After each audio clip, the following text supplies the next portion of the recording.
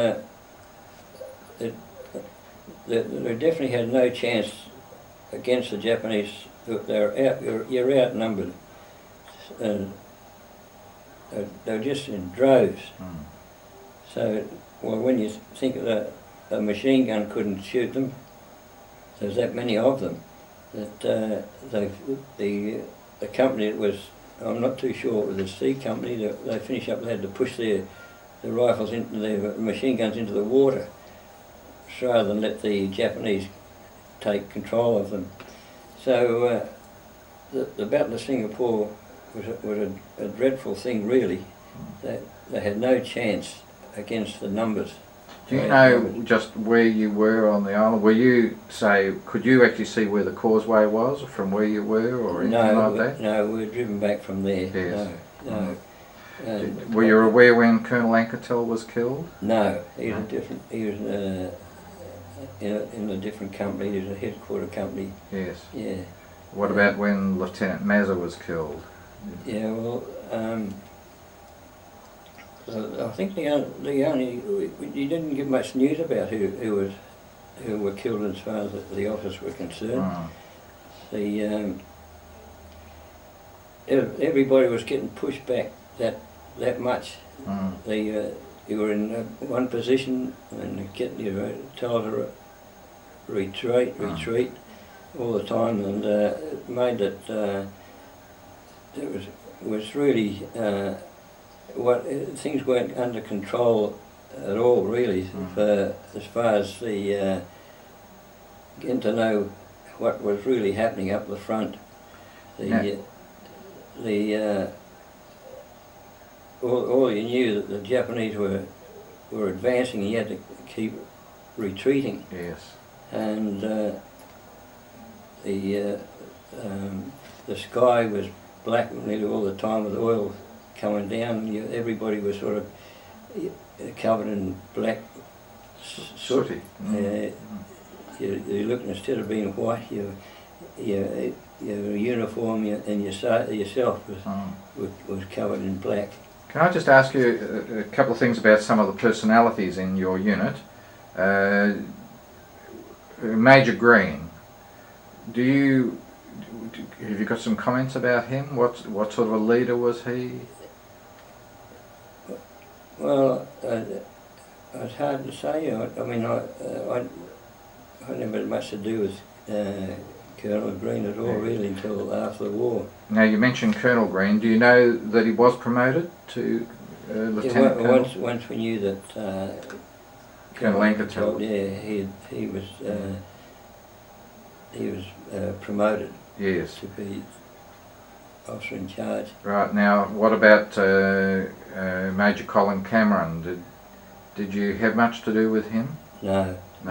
See, the only company I had to do with was A company. Yes. Yeah. What about the doctor, Captain Claude Anderson? Did you ever have anything much to do with him? The only time I really had anything to do with Captain Anderson was in the prison camp. Yes. Yeah. Well, maybe we'll come to that. Do you remember the occasion when the firing stopped? Yes, it was. Well, it was a big relief, because you didn't know what was going to happen, because everybody sort of was driven back, and they had control over everything. And with the way they were bombing the place, that there was so many civilians in that being killed, that made it really was really the best thing that could happen. Yes. As far as Singapore was concerned. That there was no chance of beating the numbers. What was disappointing was that all these big guns, what they were bragging about that they had to save Singapore, they were never fired a shot. They were all pointing out to sea. See, of course, the Japanese came down the mainland, and so all the expense for these huge guns that were going to stop and save Singapore, yes. never fired a shot. Yes. Now once you became a prisoner of war, and before you were sent to Japan in 1943, what did you do? Where were you and what did you do? Yeah.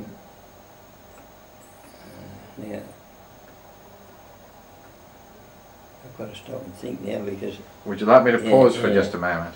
Yeah, I've got to stop and think. Now John, I think we're probably going to come to the time when you spent some time in a location known as Caldecott Hill. Yes. Peter, I was selected to go into a working party in Singapore.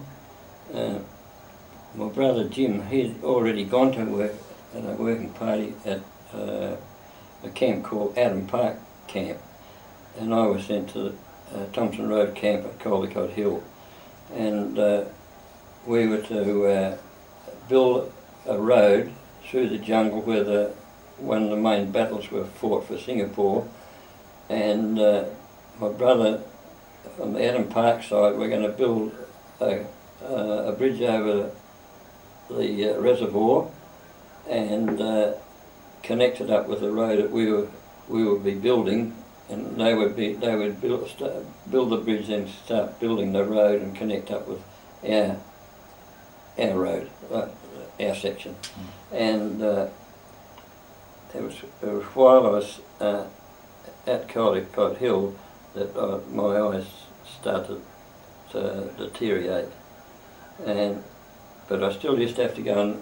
We still have to go on this working party, and sometimes we were taken by truck, sometimes we were made march. All depends whether they had the trucks were free. But I can remember, I knew that my brother was working on the other end of the road and building this bridge across the reservoir. So myself and I can't think his name, McMurray. He was he's Fred McMurray. He used to be a singer in Perth.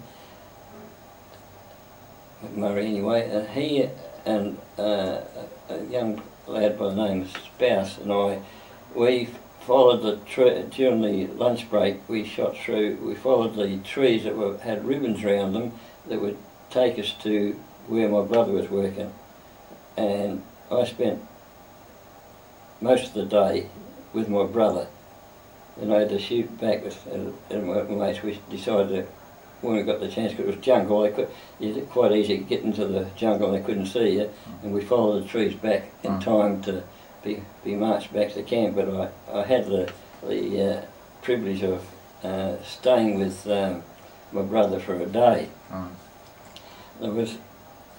And then another time we found that we didn't have to go to work, and there was no Japanese around, so it was on a Sunday, and I said to young Matson, I said, I think we should stop instead of going on a church parade, we should shoot off into Singapore. There's no nips around, which we did.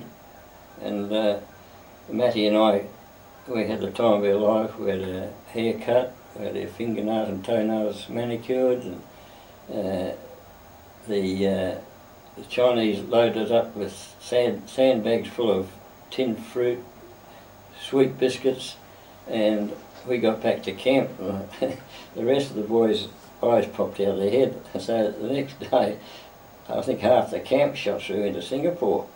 And after I'd been in 2 days, I decided, oh well, I'll take a bundle of this stuff, and young Spousey and myself, we shot through to my brother's camp in Adam Park, because there was no nips there either, so they got the shock of life to see me and all this food, and then of course they got around what I'd done, and I finished up their camp, did the same.